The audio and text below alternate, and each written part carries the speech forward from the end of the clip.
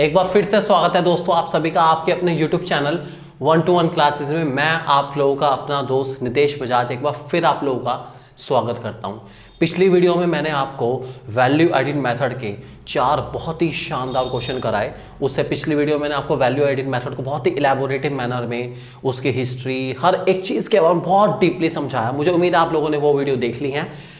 आज हम लोग हमारा दूसरा मेथड जिसका नाम है इनकम मेथड, उसका फॉर्मूला क्या है, फॉर्मूला कैसे बना और उसके कुछ न्यूमेरिकल्स हम लोग करने वाले हैं दोस्तों आज के इस वीडियो में। तो बने रहिए मेरे साथ। चलिए दोस्तों शुरू करते हैं। आज का हमारा टॉपिक है दोस्तों इनकम मेथड। इनकम मेथड बहुत ही इंपॉर्टेंट मेथड है दोस्तों इनकम मेथड हमारा। इनकम मेथड क्या कहता है कि जो भी इनकम हमारे इंडिया के लोग कमा रहे हैं, भारत में रहने वाले लोग कमा रहे हैं, ठीक है, जो भारत में वास करते हैं, ये ध्यान रखे चलना। हर भारतीय के मन में भारत वास करता है, लेकिन हम बात कर रहे हैं जो भारत में वास करते हैं। इट मीन्स कि हर इंडियन के मन में इंडिया है, लेकिन हम बात करें इंडिया में कौन कौन है जो इंडिया में रहते हुए कमा रहे हैं। उन लोगों की इनकम को प्लस करने पर हमारे देश के दोस्तों डोमेस्टिक इनकम आती है। क्या आती है? डोमेस्टिक इनकम, जिसको हम लोग NDPFC के नाम से जानते हैं। फेमस नाम इसका दोस्तों डोमेस्टिक इनकम है, आप लोग जानते हैं। मैंने आपको पहले भी समझाया था कि डोमेस्टिक इनकम हमारा वो सारी कमाई है जो कि हमारे इंडियंस के द्वारा करी जा रही है, जो कि इंडिया में ही रह रहे हैं। जितने लोग हमारे इंडिया में रह रहे हैं उन सबकी कमाई का सम हमारी डोमेस्टिक इनकम कहलाएगा। क्या कहलाएगा? डोमेस्टिक इनकम, ठीक है। अब ये कमाई किस किस तरीके से आती है वो हमें समझना है। ये जो पैसा कमाने के सोर्सेज है वो 3 होते हैं दोस्तों हमारे पास मेन। सबसे पहले सोर्स का नाम है COE। क्या होता है अभी मैं इसको डीपली लेके चलूंगा। दूसरे का नाम है OS और तीसरे का नाम है MI। तो COE plus OS plus MI हमारा NDPFC है, डोमेस्टिक इनकम। और इसको बाद में मैं नेशनल इनकम में चेंज करना होता हूँ तो बहुत आसानी से चेंज कर सकता हूँ, कोई दिक्कत वाली बात नहीं है। अब ये COE है क्या? What is this COE? COE का मतलब है दोस्तों कंपनसेशन ऑफ एम्प्लॉयज। एक एक करके हम लोग लिखते चलेंगे और इनके अंदर क्या क्या आता है वो भी हम जानते चलेंगे दोस्तों। सबसे पहला एलिमेंट मेरा COE, जिसका पूरा नाम है कंपनसेशन ऑफ एम्प्लॉयज। सिंपल भाषा में कहूं तो जितना कंपनसेशन एम्प्लॉयज को मिलता है, जितना भी पैसा एम्प्लॉयज को मिलता है किसी कंपनी से या एम्प्लॉयर के द्वारा, जो कंपनी उनको हायर कर रही है उनके द्वारा उनको जो जो सैलरी के रूप में पैसा मिलता है, काइंड में पैसा मिलता है, उनके ऊपर पैसा खर्च होता है एम्प्लॉयज़ के ऊपर, या उनको प्रोविडेंट फंड, ग्रेच्युटी, पेंशन, जो भी पैसा मिलता है वो सबका सब मेरा कंपनसेशन ऑफ एम्प्लॉयज़ कहलाता है। क्या कहलाता है? कंपनसेशन ऑफ एम्प्लॉयज़, ठीक है। इसमें क्या क्या आता है उसको समझ लीजिए। इसमें दोस्तों हमारी आती है पूरी 3 चीजें। सबसे पहली चीज का नाम मैं लिखता हूं, इसमें आती है आपकी wages and salaries in cash, अर्थात ऐसी चीजें जो कि वेजेस एंड सैलरीज के फॉर्म में और आपको कैश दी जा रही है, या फिर एक सिंपल भाषा में तो आपके अकाउंट में पहुंच रही है या आपको नगद के रूप में दी जा रही है, वो सब के सब इसी में आती है। वेजेस एंड सैलरीज आपकी किसी भी महीने की जो भी आपको प्राप्त हुई है दोस्तों वो इसी में आएगी। Wages and salaries in cash की फॉर्म में आने वाली है, ठीक है। दूसरी क्या आती है इसमें? दूसरी दोस्तों इसी के साथ रिलेटेड है चीज, wages and salaries in kind. अब ये काइंड क्या होता है? देखिए काइंड का मतलब वो सारी चीजें जो कंपनी ने आपके ऊपर खर्च करी है लेकिन आपको कैश में नहीं दी। आपके ऊपर पैसा खर्च हुआ लेकिन आपको कैश में नहीं मिला। एग्जांपल ले लीजिए, आप लोगों ने सुना होगा कि आज के टाइम में हर कंपनीज में ब्रेकफास्ट की फैसिलिटी, लंच की फैसिलिटी, डिनर की फैसिलिटी, क्योंकि MNCs ग्रुप हैं 24/7 इनके काम चलते रहते हैं, तो अपने एम्प्लॉयज़ को बेस्ट से बेस्ट सर्विस देने के लिए ये उन लोगों का breakfast, lunch, dinner, T, juices, बहुत सारी चीज़ें प्रोवाइड करते हैं। क्या इन सब चीज़ों में पैसा खर्च नहीं होता? बिल्कुल होता है, पैसा तो बहुत सारा खर्च होता है। तो वो सारा का सारा जो पैसा कंपनी खर्च कर रही है अपने एम्प्लॉयज़ पर, लेकिन कैश में नहीं दे रही है। कंपनी ने ऐसा कभी नहीं कहा कि आप एक काम करिए, ब्रेकफास्ट, लंच, डिनर अपने आप कर लीजिए और हमसे 2000 रुपये एक्स्ट्रा ले लीजिए या 3000 रुपये एक्स्ट्रा ले लीजिए, ऐसा कुछ नहीं कहा। तो वो सारी चीज़ें जो कंपनी आपको दे रही है लेकिन कैश में ना देके इन काइंड दे रही है, आपके ऊपर खर्च कर रही है, आपका इंश्योरेंस करा दिया, आपका ट्रैवलिंग का सारा खर्चा उठा लिया, आप कहीं पर गए, आपका आने जाने का खर्चा हो गया, आपको कैब प्रोवाइड करा दी, ये सब की सब चीज़ों पे पैसा खर्च होता है, लेकिन आपको कैश में नहीं दिया जाता। इनको कहा जाता है दोस्तों wages and salaries in kind. ये आप लोग ध्यान रख के चलेंगे। 2 एलिमेंट मैं बता चुका हूँ, और तीसरा एलिमेंट दोस्तों बहुत ही इंपॉर्टेंट है, जिसका नाम है, बहुत ध्यान से सुनेंगे आप लोग, तीसरे का नाम है एम्प्लॉयर्स कंट्रीब्यूशन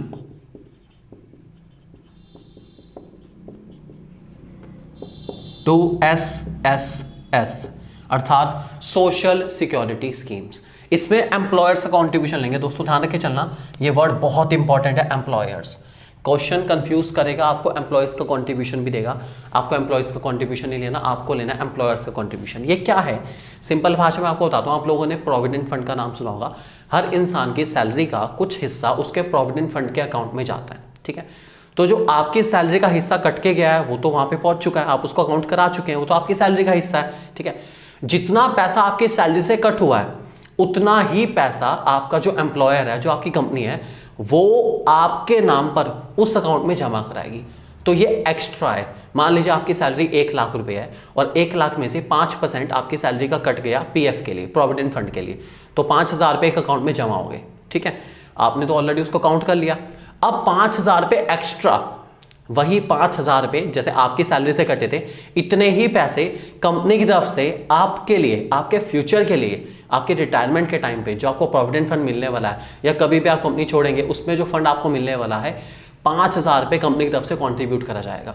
तो दैट इज एम्प्लॉयर्स कंट्रीब्यूशन। जो कंपनी के द्वारा दिया जा रहा है वो एक्स्ट्रा है, इसलिए उसको अलग से काउंट करा जाता है।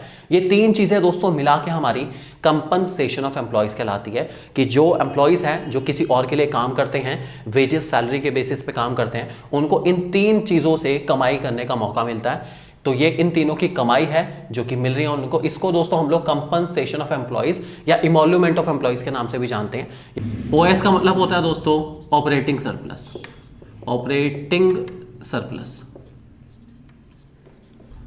इसमें एक्चुअल में आपकी बिजनेस से होने वाली कमाई, ठीक है, जब आप कोई कमाई ऐसा कर रहे हो जिसमें आपके फैक्टर ऑफ प्रोडक्शन का इन्वॉल्वमेंट हो रहा है, उससे होने वाली सारी कमाई हमारी ऑपरेटिंग सरप्लस में आती है। क्या क्या आता है इसके अंदर? सबसे पहली चीज इसमें जो सबसे बेसिक चीज आती है वो आती है रेंट। आप लोग जानते हैं रेंट क्या होता है दोस्तों। कभी कभार रेंट एंड रॉयल्टी इकट्ठा भी आ जाता है, ठीक है। रेंट कह लीजिए, रॉयल्टी कह लीजिए, होते दोनों थोड़े थोड़े सेम ही है, हल्का सा फर्क है। रेंट का मतलब है जब आपको फिजिकल प्रॉपर्टी किसी को लैंड करते हैं, किसी को देते हैं, तो उसके बदले में आपको जो मिलता है उसे कहते हैं रेंट। जबकि जब आपको इंटेलेक्चुअल प्रॉपर्टी राइट, जैसे आईपीआर, आपने एक बुक लिखी है, जैसे मैंने एक बुक लिखी है तो मैंने किसी पब्लिशिंग हाउस को दे रखी है, तो उसमें मुझे रॉयल्टी रिसीव होगी, ठीक है। तो जब आप कोई आईपीआर, इंटेलेक्चुअल प्रॉपर्टी राइट, कोई कॉपीराइट, उसके बदले में जो आपको पैसा मिलता है उसको रॉयल्टी कहा जाता है। ज़्यादातर आईपीआर के केसेस में ऐसा होता है, ठीक है। दूसरा हमारे पास आता है दोस्तों इसके अंदर काफ़ी इंपॉर्टेंट एलिमेंट, जिसका नाम है इंटरेस्ट। इंटरेस्ट आप सभी लोग जानते हैं। इंटरेस्ट में जब आप किसी को पैसा देते हैं तो उसके बदले में जो आपको इनकम रिसीव होगी उसको इंटरेस्ट कहा जाएगा। इंटरेस्ट से होने वाली इनकम बहुत ही कॉमन है, बहुत लोगों को होती है, आप लोग जानते हैं इस बारे में। और तीसरा मोस्ट इंपॉर्टेंट एलिमेंट दोस्तों इसका, जिसका नाम है प्रॉफिट।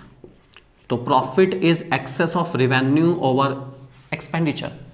जब आपके पास इनफ्लो ज़्यादा होगा कैश का कोई भी बिजनेस एक्टिविटी में और आउटफ्लो कम होगा तो आपके पास प्रॉफिट बचेगा, या जब आपका रिवेन्यू ज़्यादा हो जाएगा आपके एक्सपेंडिचर से तब आपके पास अच्छा खासा प्रॉफिट हो सकता है। तो प्रॉफिट वैसे भी बहुत इंपॉर्टेंट एलिमेंट है दोस्तों। हर काम को करने के लिए हर इंसान सोचता है कि यार इसमें प्रॉफिट होना चाहिए। Profit is very very very essential part of every business. ध्यान रख के चलेंगे दोस्तों। तो प्रॉफिट ही है जिसकी कुछ और भी कंडीशन है, बाकी किसी की कंडीशन नहीं है कुछ खास।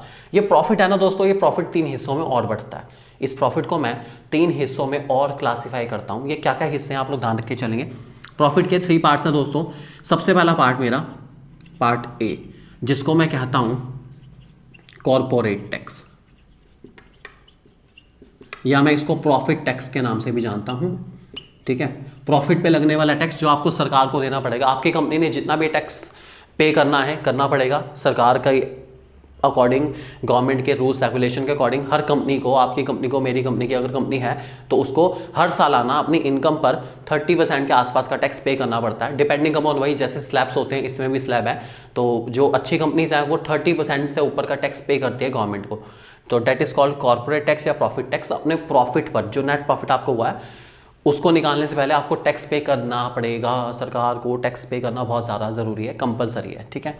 दूसरी चीज़ जो दोस्तों आती है मेरे पास, जो मेरे पास ये प्रॉफिट टैक्स निकालने के बाद प्रॉफिट बचा है, नेट प्रॉफिट कह सकते हैं हम उसको, नेट प्रॉफिट बचा है, उसमें से मैं कुछ हिस्सा अगर चाहूँ तो रिटेन्ड अर्निंग के रूप में रखता हूँ। आप लोगों को पता होगा रिटेन अर्निंग, आप लोगों ने क्लास 11th में पढ़ी है।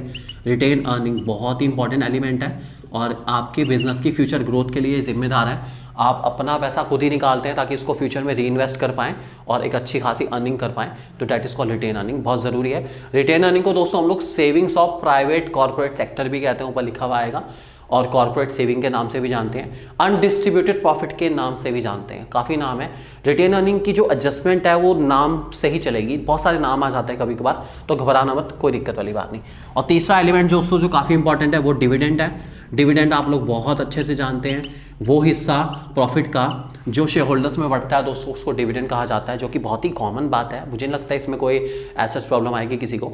तो प्रॉफिट के दोस्तों 3 हिस्से हैं, ए, बी एंड सी, ये आप लोग ध्यान रख के चलेंगे। अगर आपको प्रॉफिट गिवन है क्वेश्चन में तो इन तीनों हिस्सों को इग्नोर कर देना, और अगर प्रॉफिट नहीं गिवन है तो आपको इन तीनों हिस्सों को लेना पड़ेगा, या जो भी गिवन है इसमें से 3 में से आप उनको लेके प्रॉफिट ऐड ऑन करके निकाल सकते हैं, निकालना चाहें तो, ये आप लोग ध्यान रख के चलिए, ठीक है। तो ये हैं दोस्तों हमारे 2 एलिमेंट। सीओई के बारे में आपको मैं बता चुका हूँ, ओएस के बारे में आपको बहुत अच्छे से गाइड कर चुका हूँ। तीसरा एलिमेंट दोस्तों मेरे पास एमआई। एमआई का मतलब क्या उसको समझते हैं। ये एमआई दोस्तों कुछ और नहीं है, ये एमआई होती है हमारी मिक्स्ड इनकम।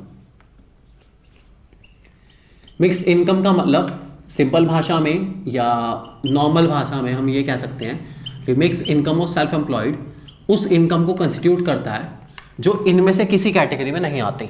मतलब एक ऐसी इनकम जो वेजेस और सैलरी से अलग है, जो एम्प्लॉयर्स कंट्रीब्यूशन से अलग है, जो रेंट की इनकम नहीं है, रॉयल्टी की इनकम नहीं है, इंटरेस्ट की इनकम नहीं है, प्रॉफिट की इनकम नहीं है, वो सबके सब दोस्तों हमारी मिक्स इनकम में आती है। जैसे एग्जांपल मैं लेके चलता हूँ कि मान लीजिए एक डॉक्टर है, वो अपने क्लिनिक पर भी पेशेंट्स को देखता है, तो उनसे जो फीस चार्ज करेगा, फीस कहाँ पर आ रही है, कहीं नहीं आ रही दोस्तों, यहाँ पर वो फीस हमारी मिक्स इनकम में आएगी। तो एक बार्बर है, वो अपनी सर्विसेज देता है, उसके बदले में कुछ फीस चार्ज करता है। कॉबलर है, अपनी सर्विसेज देता है, उसके बदले में कुछ फीस चार्ज करता है। ये सब की सब हमारी mix income of self employed में आएगी। जब इंसान अपने आप को स्वयं काम देता है, सेल्फ एम्प्लॉयड रहता है, तो जो भी वो कमाई करेगा उसको मिक्स इनकम में डाल दिया जाएगा। That is called mix income of self employed. ये बहुत इंपॉर्टेंट एलिमेंट है। ये सारी चीज़ें आपको बहुत अच्छे से ध्यान रख के चलनी है दोस्तों। इन चीज़ों को, ये जो आपके सामने क्वेश्चन में पूरा में दिख रही है, इन सब चीज़ों को प्लस करने पर मेरी एनडीपीएफसी ऑटोमेटिकली आ जाएगी। और एनडीपीएफसी को नेशनल इनकम बनाने में दोस्तों टाइम ही कितना लगता है, जस्ट फ्यू सेकंड्स। कैसे बनती है वो भी बता देता हूँ। एनडीपीएफसी को अगर मुझे एनपीएफसी में चेंज करना है दोस्तों, तो मुझे कुछ नहीं करना, एनडीपीएफसी में प्लस करना है आपका एनएफआईए। जैसे मैं एनएफआईए प्लस करूंगा मेरे पास ऑटोमेटिकली आ जाएगी एनपीएफसी, जो कि मेरी नेशनल इनकम है और बहुत इंपॉर्टेंट एलिमेंट है। और मुझे ध्यान रख के चलनी है, कोई दिक्कत नहीं, ध्यान रख के चलेंगे और आसानी से बहुत ही स्मूथली इन क्वेश्चन के आंसर हम लोग दे सकते हैं, देना चाहें तो। इतना आप लोग ध्यान रख के चलिए दोस्तों।